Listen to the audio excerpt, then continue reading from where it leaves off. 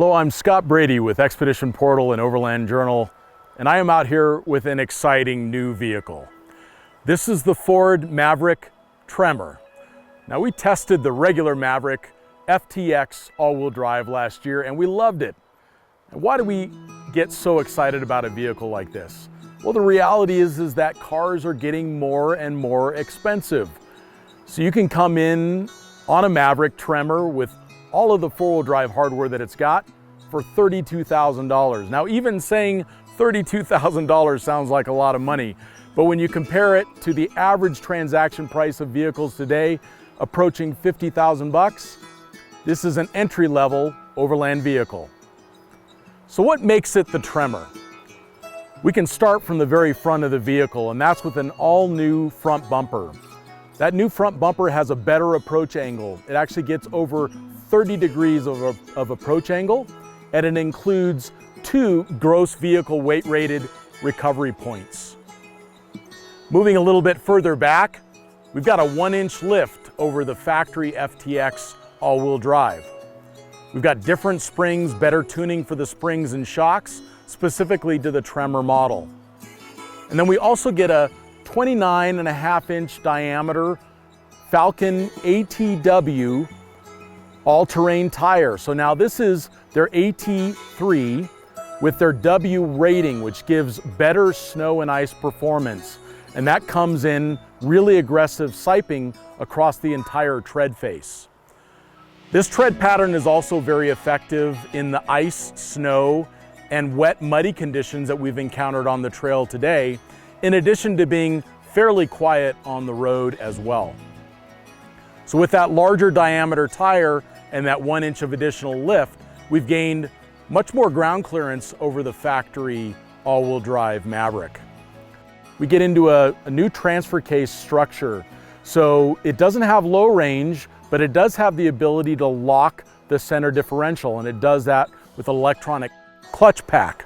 So the vehicle can provide most of the power to the front wheels in most conditions, but it can actually send up to equal power to the rear as well.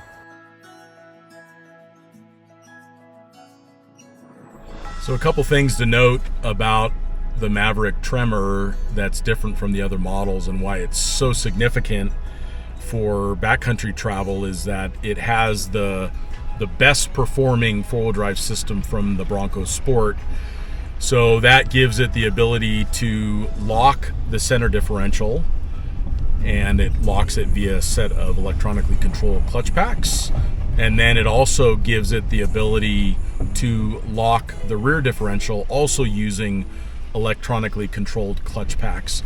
So that means that the vehicle can either send all of the power to the right or all of the power to the left, or all of the power to both wheels simultaneously.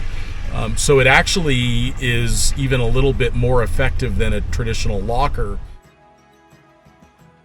Some additional gadgetry that we get with the Tremor package includes the ability to have like a crawl control or a trail cruise control.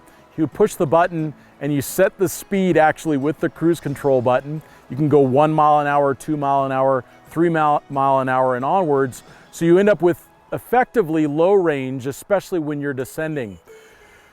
The effectiveness of that is quite high because it's a 4-channel system, which means as you're descending, it can actually brake any one of the wheels independently to optimize vehicle stability and traction on descent.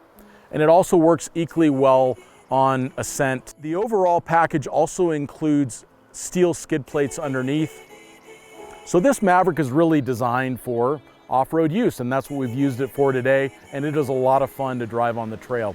You can notice the lack of low range, so you get to get pretty deep into the RPM band to get that effective traction and that effective forward momentum.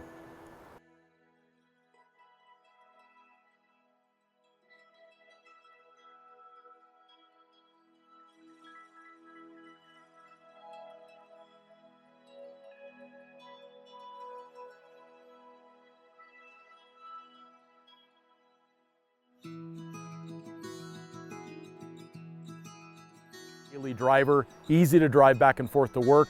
You get an average miles per gallon we've seen well into the 20s. In fact, on my most recent trip, I was approaching 30 miles to the gallon. All right, so we're gonna head up a little obstacle here, exiting this campsite. It's pretty crossed axle, and it's gonna take a little bit of wheel spin to kind of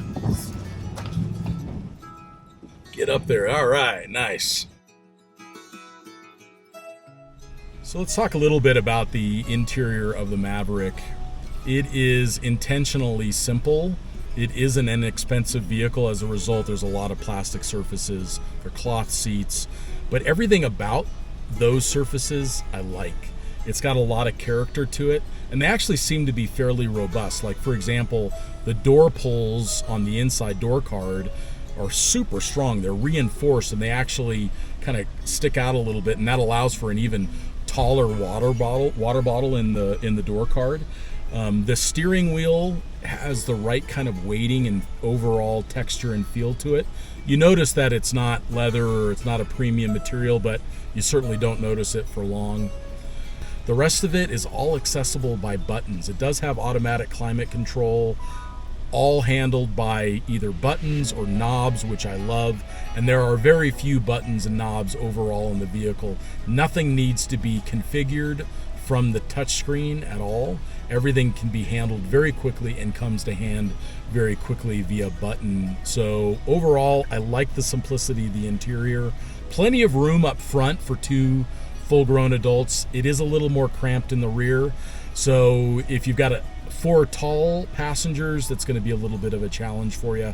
But if you've got just kind of regular-sized adults or children in the back, it's no issue. It feels like the perfect first car for a lot of people. All right, so what are my thoughts about driving this Maverick Tremor on the trail?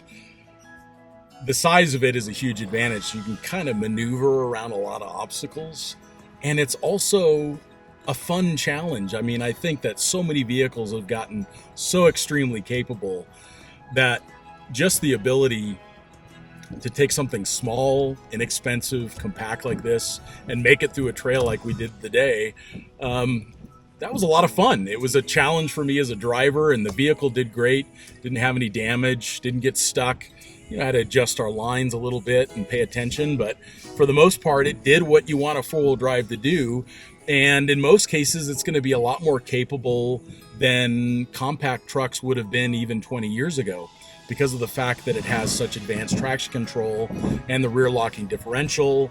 And these Falcon Wild Peak ATs are really, really good. They're super effective tires in conditions like this. So this is a lot of fun, and it's got a lot of tools to its advantage to really make this vehicle capable for the backcountry. But there is one caveat with this. We always need to be aware of the fact that crossover vehicles, lighter duty four-wheel drive alternatives, they absolutely have a place, and they are extremely effective in most conditions. The one thing that they don't have, and you need to be aware of it when you come into it, is the ultimate durability. The components of this vehicle are smaller. This actually has an upsized prop shaft and an upsized CV to handle the larger tires and the additional traction. But for the most part, these vehicles are lighter duty, and as a result, you need to be mindful of that when you really load them up. So you have to be careful with the payload. You don't want to overdo it. I think a vehicle like this with 1,200 pounds of payload, you put a GoFast Camper in the back of it, and you kind of pack like a backpacker, and this thing's going to give you years and years of service. But you can't come into it thinking that it's going to have the same kind of durability as, like, let's say a Hilux or even a Ford Ranger. They are different vehicles, and they have different purposes, and as a result, they have different degrees of durability. So that needs to be always kept in mind.